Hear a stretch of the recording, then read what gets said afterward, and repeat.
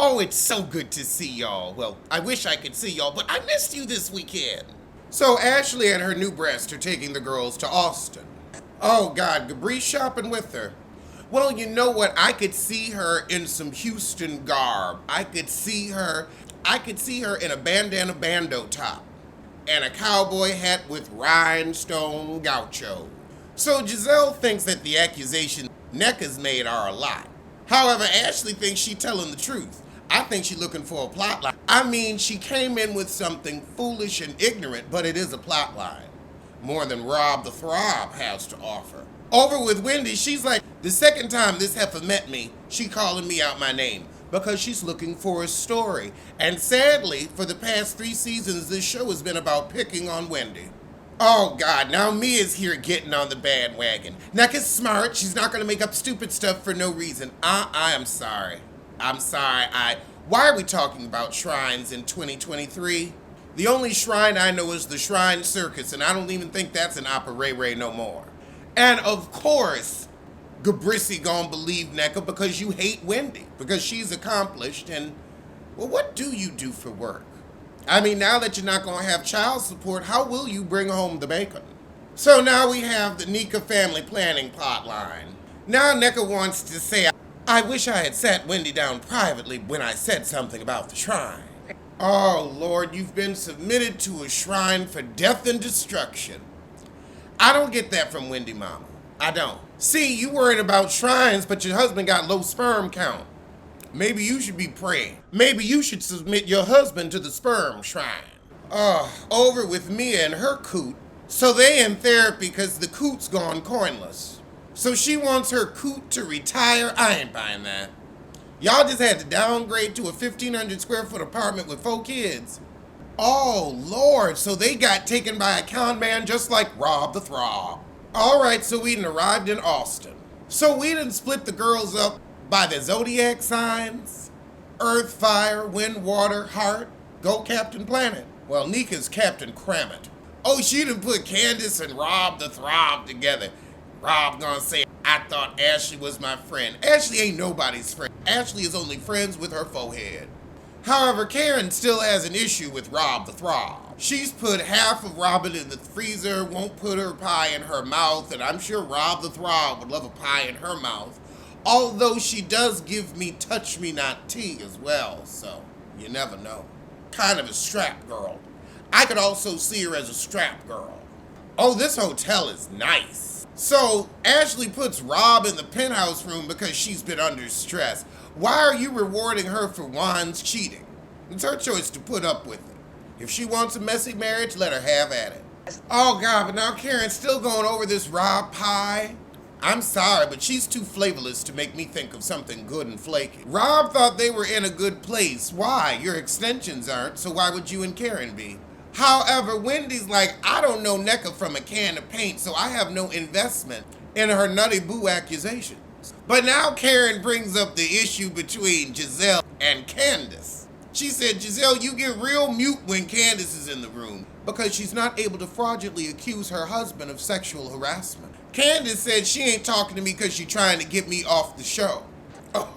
Gabrissy said, well, for my safety and my children's safety and my mental peace, I choose not to engage. How Meredith Marks. However, Candace is like, heifer, because it was my husband's reputation you tried to besmirchify. Mia pulls Rob aside to have a broke chick to broke chick conversation. She said, well, since your man ain't working and you gotta pay all the bills, let me chit and chat with you. Back with Gabrissy and Karen. Karen says, you know, honey, you've been alarmingly quiet. And she gonna say, well, it was the witchcraft stuff that really scared me. Why, afraid someone gonna cast a spell on you to give you some style? And now Wendy and Nneka get into it. Nneka said, well, I believe the accusations because my in-law's not a liar. And then Giselle gonna insert herself and say, well, your mom did say things about Mia. We all say things about Mia because she's an adroit liar. So now we gonna bring up what Wendy's mama actually said. She said, hold on, I can read it verbatim. But she did call Mia a wannabe CEO troublemaker, and that's what she is. But Wendy's mama said Holy Ghost fire, so we gonna turn that into some type of witchcraft or shrine prayer. That's just one of them Old Testament read, Holy Ghost fire and whatnot. That's just the Old Testament, the first one. The Second Testament, God calmed down a little bit.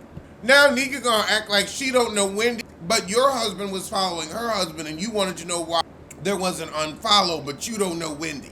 Wendy's right. You know exactly who she was, and you went against your fellow Nigerian sister at the behest of the light-skinned heifers. Oh, God. Now Ashley and Rob the Throb are going to say Wendy's jealous of NECA and didn't want NECA on the show. No, she just wanted her friend on more than this heifer she ain't know who was going to do your bidding. NECA needs to get in the shower all the dirty work she's doing for y'all. So Wendy's sister is friends with NECA's in-law. Oh, God, so now we going over dates and times like this is a court of law? We really getting fuck free. Okay, so now we have Wendy talking to Lebe at the sipping seat. So apparently they were cool at some point. All right, well, that was the shit, so I'ma see you soon. From Married to Medical. Oh, Lord, next episode, Wendy asks everybody who at the table swallows, and Rob the Throb raises her hand. All you swallow is Juan's bullshit, because he ain't giving you no sperm. I mean, is he sending it home by mail or Western Union? Because he's sleeping with other women. Maybe this is some type of reverse cuckold situation, and she likes to watch. So now we're going to ask some disrespectful questions about the episode. I'm tired of Rob Dixon whining. You know what? Rob, why don't you just say we have an arrangement? I don't mind being in a cuckold relationship with him. That's what makes me flirt and squirt. Why not just own it? Even if you want to say it's not true, even if you want to let Juan gaslight you, why put us, the audience, through it? Why insult our intelligence? That's why we mad at you. That's why Karen's mad at you. And also because you want a show where you're supposed to tell your business and get a little embarrassed, and you want to hide it and put it up for a Patreon bonus, which is still pennies on the dollar.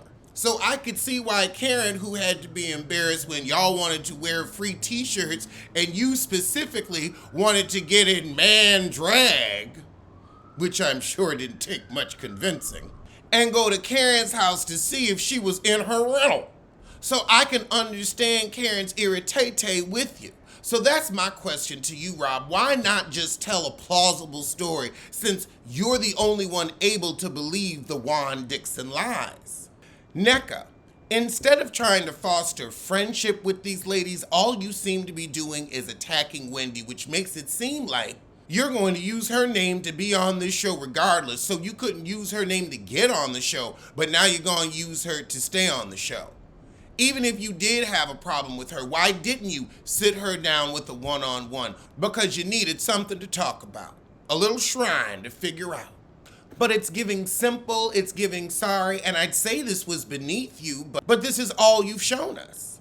This and your adult contemporary curtain hair. I mean, I don't know who told you that this Valance look was good. Let me pull up a JCPenney's Valance from 1995. Because JCPenney, we loved your style, but don't nobody even shop there no more. Are they still open? Because you giving a JC's Penny Valance bag. Because my mama loved a Valance, so I know about a bunchy Valance. This what you got on your head right here, giving bunchy 1995 Valance. And I don't know why you went back in time to find your style when we trying to keep it current and today. I mean, a vintage look is great, but not on your head. I mean, Wendy says she's a millionaire. Maybe she just means she has a million hairs, a million baby hairs. Well, adult contemporary, because them hairs is full grown. Them hairs getting a social security check. Them hairs are pulling on their retirement. Them hairs got grandbabies. And I can't do it. And I really shouldn't have to. Karen, I loved meeting you, but you're going to have to give us some personal story other than this triple 20. I might call mine triple 20 when I get to 60. I guess I'm at my double 20 or my double 20 plus. Wendy, all I can tell you is hang in there and keep fighting these bitches because the way they're treating you is simply disgusting. I want you to go on The View. I want you to get a better job out of this because I don't know how many more seasons you're going to be able to last with these hateful heifers.